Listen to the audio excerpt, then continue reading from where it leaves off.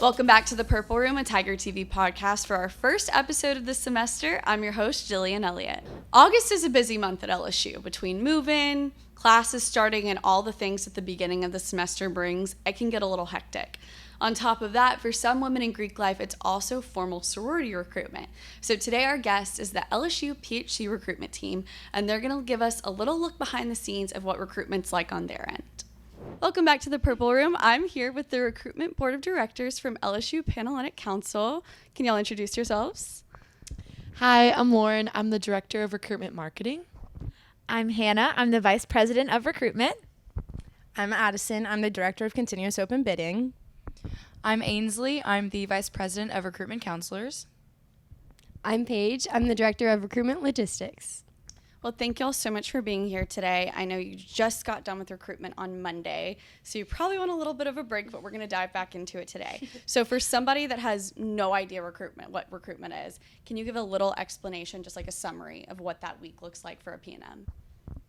Yeah, so for a P&M, I would say a week of recruitment would look like you start off with Ice Water, which is where you sit and you watch 12 videos, 3-minute videos from each chapter, kind of giving you like a highlight reel of what it's like to be a member of that chapter. And then after that, you go to Philanthropy Round, where you learn about all of the different chapters' philanthropies and how they raise money for their philanthropies. And then you go to Sisterhood Round, which is my favorite round, and it's where you learn about all the fun sisterhood things that all the chapters do together to bond. And then the last round is Preference, and it's the most serious round, and it's kind of where you have up to 2 houses left, and you know at the end of that round which house you would like to be a part of. Nice. That's a great explanation. I myself am in a sorority, and of course, recruitment's been going on a very long time, but it's just now come to light for a lot of people because of social media, specifically Rush Talk, especially at Alabama. But I mean, LSU has a pretty big Rush as well. So, yeah. So, what is accurate about Rush Talk? What do you like, and what is not so accurate? What would you say not to listen to? Okay, so as someone that kind of like deals with some of the social media as far as like recruitment goes, especially at LSU, I would say that I'm a proponent of Rush Talk. Okay. I like it. I won't lie. I was definitely looking at it. I don't know about y'all, but after those late nights, I think I would go back and watch the girls like OOTD, see what they're wearing, just like as a kind of look into it before I actually saw them on the row. I think that's super fun. I think it gives everyone like a personality, some fun characteristics, all this and that. But I will say I don't love when like the adults or like the moms are kind of giving their own 2 cents, just because it's always changing recruitment as time goes on. And I feel like as much as parents and moms and whoever else might want to be involved, times are changing, and like it's the girls' experience. We want them to have their own fun going into it and to take the information from us or the sororities and just kind of seeing how it is on their own and having their own experience. Yeah, I love that answer, because I think one thing about recruitment is there is no one correct way to rush. There's no one correct way to do anything, because the whole point is to find a good fit, so you have to be true to yourself. So I completely agree with that. I also think it's so fun. After like we get to be on the row all day, like walking it, golf carting it, meeting them. I think it's so fun, like to like after a long day of being on the road, to scroll on TikTok, like hashtag LSU Rush Talk, and you can see all their videos. And you're like, oh my gosh, wait, I saw her, and we're like, wait, this is what she was wearing. I think it's really fun to like almost like remember them in a way and give them a personality, like Lauren said, for sure. It's super fun to follow their journeys too. I know that like when we have seen every single girl that rushed, we saw her name pop up on an Excel sheet at some point. So being able to like watch that from right when her registration went in to watching her on TikTok, getting ready for the rounds, then meeting her on the road, getting to actually talk to her, like that's such a fun journey to follow as someone who's been through that. I'm a senior now. It's been a long time since I've been through Rush, but it's fun like being able to watch the excitement in these girls' faces when they go through. Yeah, those are all great answers, and I definitely agree. So there's a lot of misconceptions out there about what recruitment is, what it looks like. What are some things y'all want to address, some misconceptions that you want to clear up? Well, one of them I think about is so for the P&Ms, or now new members, they have, how many days is it? 5 days? Mm-hmm. 5? I don't know. Like, I don't know the days anymore. It's like 5 days. But what they don't see is like, we start, August 1st, I think, is when we hit the ground running. August 1st is when we start our exec work week, our Gamma Chi boot camp, and then recruitment actually starts. So it's a lot of prep time for not even just recruitment board of directors, for all of the Panhellenic Council. And another thing is we're all like we're 20, like Ainsley's 21, like we're all like really young, right? Like this is like a job, and it's crazy the amount of people that we are in a way like responsible for. Potential new members, active members, parents, even sometimes when it comes to questions and things like that. We're in charge of so much, and we're all like so young. So it's a lot of responsibility, and it can be kind of like overwhelming and daunting at times, for sure.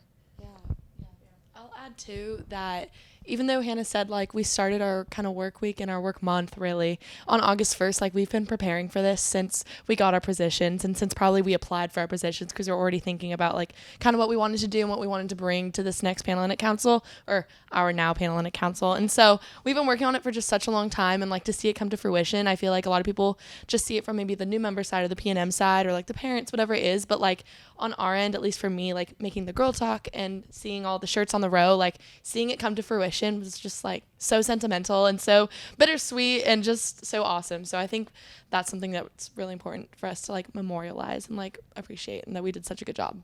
So what else is there? Like any other misconceptions? Okay, so adding on to the point of like how long we've been working on this, not only have we been planning this stuff since we got elected in November, November of last year. There's so much that is like, it's not only the planning of the events, but it's how we work as a team. And I am so proud. Like you're the oldest. All the rest of us are 20, right? Yeah. So like the fact that we sit down together every single week, we pick a point, take time out of our schedule to meet for at least an hour. We have values that we want to represent for ourselves. We set those at the beginning of our term, and every single week we fill out a form saying how we completed those values and how we worked well together as a team. And I have never seen that happen before. And when I say like that was probably the most stressful week I have ever experienced in my entire life. But there was not one cat fight. No one got like upset with each other. We talked things out. We were very professional about it. And that's just something that you don't get to see in a lot of other like organizations at this age. Right. So I'm very like proud of us for coming together and being able to tackle like such a big thing. Yeah, for sure. I think a common misconception is that it's really inauthentic, and as much as the process can feel that way, especially since you're walking into a strange place kind of putting your best foot forward, a lot of people don't realize it's very much like an interview. Even though the conversations are very relaxed and you're doing a house tour, meeting many different people, you are putting your best foot forward. And I always say it's sort of like a vending machine. You get out what you put in. So if you want an authentic experience, you show up as your authentic self, and you're going to find that connection. And I think a lot of girls, especially when they are watching some sort of version of a rush talk or talking with people who say this is how you win the game, they kind of get lost in the idea that there is someone, entire community of people waiting for you to come as your best self, waiting to show up as the authentic who you are, the authentic version of you. So it's really fun having us on the road, outside of the houses, really encouraging these girls, saying, yes, you might be nervous, but so are the women inside of the houses ready to meet you, kind of humanizing the experience. I think people don't realize how human it is to be in your 20s, in your teens, meeting new people. I mean, it's sort of like you're building up a skill set. Some of these girls met upwards of 100 people in 5 days in their first week on campus, maybe even Louisiana. So it was just really encouraging watching these girls kind of realize, I am strong and I am powerful, and maybe the experience I got wasn't what I expected, but I was able to do this and learn so many things along the way. Yeah, I definitely think that's one thing that Rush Talk has helped with and hurt. On one side, you have all of these girls just showing like their authentic experience, and so that helps the authenticity. But then you also have all these voices. I've seen all these like coaches say, this is what you have to do. You have to look just like this, act like this. And I mean, we all know from our experience that's just not the truth. So no. I love that. Well, tell me, I know it was like a really long, I would say week, but we all know it was a month. And then even beyond that, so what are your like some crazy stories, maybe funny things that happened, not so funny things? What you got? Paige? I have one. So we had exec work week before we had Gamma Chi work week, and then before recruitment. So during exec work week, I was busy doing all of my Excels. I am the PHC computer girl. I do all the behind the scenes computer stuff, always on my computer, making some type of Excel, contacting the P&Ms, emailing, all of the logistics behind the scenes stuff. So during exec work week, I spilled water all over my computer in my bag, and it was working fine for a little bit. I was like, okay, we're good. Like, recruitment's still going to happen. My computer's fine. And then all of a sudden it just stopped working, and I go to the Apple store and they're like, yeah, we're going to have to get you a new computer, and it might take about a week and a half. And you should have seen my face when that happened. I started crying walking out of the Apple store. They probably thought I was crazy. But luckily Hannah, she has been like so supportive of me. And she lent me her computer, and she used her boyfriend's computer. Well, like, when Paige told me that her computer was broken, my immediate thought was, take my computer. Like, I don't know, I'm sure I need my computer, but you need it right now. Like, I'll figure it out. You just have a computer, because that's literally like Paige's Worst case scenario. Like, Yeah. that's Paige's baby, the computer. I was always on my computer, so that was very nice of Hannah to give me her computer. There's no way that rush would have happened without this woman. Like, she held the whole thing together. So the computer was very necessary. Another funny story is, so like we said, Paige's job is mainly like behind a computer. So we all get to go play on the road during rush, like hand out food and do all these fun things, like interact with P&Ms. Well, Paige is stuck in a room with a computer filled with the sticky note wall, like trying to keep track of numbers. This girl knows numbers and names by heart. If you tell her like, oh, like this number, she's like, oh, got that name right there. Like, she knows it. And so what we would have to do is we would have to like bring Paige food, bring her water. We're like, Paige, did you sleep today? We'd have to bring her outside. We're like, did Someone you go feed Paige? Yes. We were like, did you go outside today? Like, did you get sun? And like, whenever she would come outside on the row, everyone would be like, Paige is outside. And like, we would all just like go like walk down the row. And then we're like, all right, Paige, like party starts again soon. Like, you got to go back. And she's like, all right, I'll see you guys later. And then we see each other at the end of the night. But that was the fun part. I was Yeah. the pet because they had to make sure I was fed, had water, slept, all that. Yeah. She brought her computer with her though. I saw her and Molly sitting outside of a house one time. Like, it's dark out. They still have their computers. They're just sitting on the sidewalk instead of in a room this time. So very funny. Yeah, I can't even imagine. I've never even been on the computer side for like my sorority, but even seeing what they have to deal with in that week, I can't imagine what it's like for 12 sororities overall. That's crazy. Well, do y'all have any recruitment advice for people on all sides of this experience? I think from like a parent or guardian perspective, family, friend, person in a fraternity or different Greek council, I think as long as you're like encouraging but not overwhelming, I think that's all you can really ask for. As a P&M or a new member, I think it's already a very daunting experience, one that you're kind of going into not knowing much about maybe, or you're knowing so much about it. But as long as you're just being helpful, unbiased, and just coaching them through that and helping them come to their own decisions, their own feelings about whatever it might be, I think that's probably the best, because at the end of the day, you want your family or friend to go to the house that they find their people in, their most supportive friends, and really, really see themselves and where they're going to be for the rest of their life, really. And so I think that's probably my most helpful advice to people that aren't directly affiliated to Greek life. Okay, for me, I have some advice for active members of sororities, of chapters. I think that it's just helpful to remember all of the hard work you put in before recruitment started. Like, every chapter has their own work week, however long it might be. And then you have recruitment, and it's a very tiring process, but it's so rewarding. So I think it's important to just remember how much work you put in to getting these new members, and like how much joy you experienced watching them run home to maybe your little on bid day, and like seeing that moment, and to just like keep that joy and happiness alive and really interact with them and get to know them. I know for me as a junior, it's getting kind of harder to I'm getting further and further away from that freshman class. So you really do have to make an effort to get to know them and spend time with them. So yeah, just like keep the joy and like keep the interaction going. Okay, so I have some advice for some girls who maybe didn't have the best recruitment process. So I'm the director of continuous open bidding. For you that don't know, COB usually happens after primary recruitment is finished. So it is lasting up until October 22nd. Usually calls to girls who maybe have like withdrawn from recruitment or didn't even go through formal recruitment in the first place. This is kind of like an informal rush, and it only lasts for a few weeks. Not every house on the road does it. We usually say around 4 to 6 houses, but That's also, it's very hard for some of the girls who went through formal rush who just didn't have a positive experience and wanted to take a different route. I have some advice for those girls. Just breathe. First breathe. There's a lot that's going on, and a lot of the girls I talk to are just very overwhelmed with the rush process, just because you are meeting hundreds of people for the first time. Especially, like, I'm an out-of-state girl. Coming here it's hard. There was a big culture shock that happened right when I got here. It's a lot to take in. I know this is cheesy, but please trust the process. Like, it's cheesy, but it's the biggest advice to recruitment. You just have to trust the process. Literally. Because maybe your process doesn't even look like finishing out formal recruitment. Maybe it looks like withdrawing and going to COB and then finding your forever home. Yeah. It's different for every single person.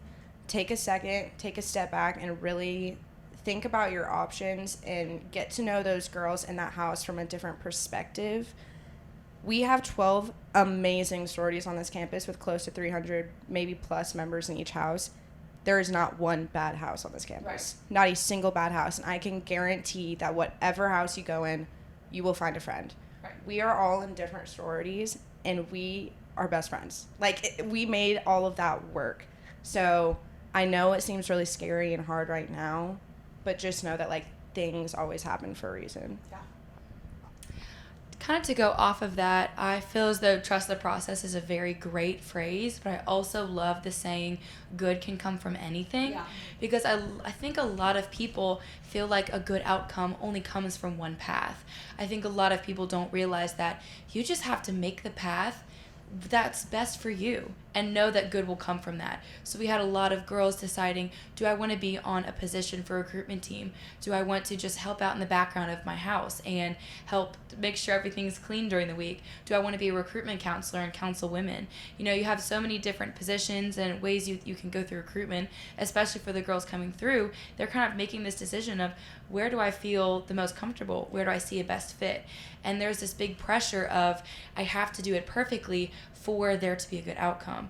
And I just want to push to everyone that you just have to feel the use of the parachute. You don't know a parachute's going to work until you jump. Yeah. So jump, feel that parachute, and know that there's going to be a good view once you do it. So whatever decision it may be, whether that be a leadership on a position or just leadership as a person spreading joy, you can have good from your situation. Yeah. So I would say that's great my advice. Really good advice. Yeah.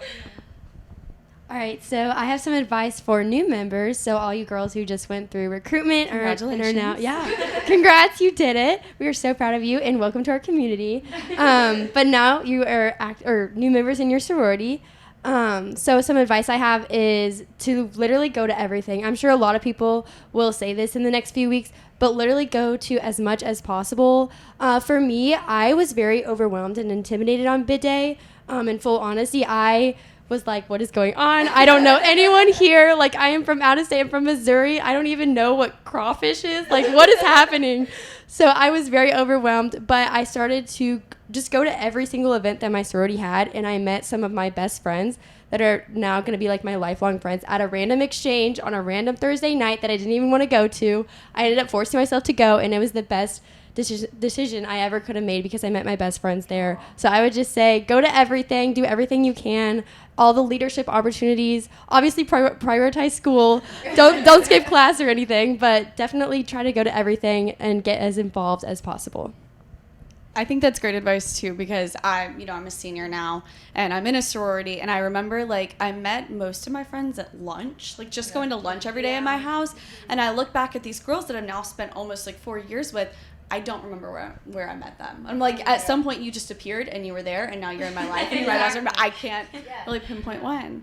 Well, that is all of my question, you guys. Thank you so much for joining us in the Purple Room. Thank you so much for Tigers. Go Tigers. Tigers. And go Green. Go Green. Thanks for joining us in the Purple Room. We release new episodes every other week on all of your favorite streaming services. So go subscribe and turn on notifications. We'll see you next time in the Purple Room.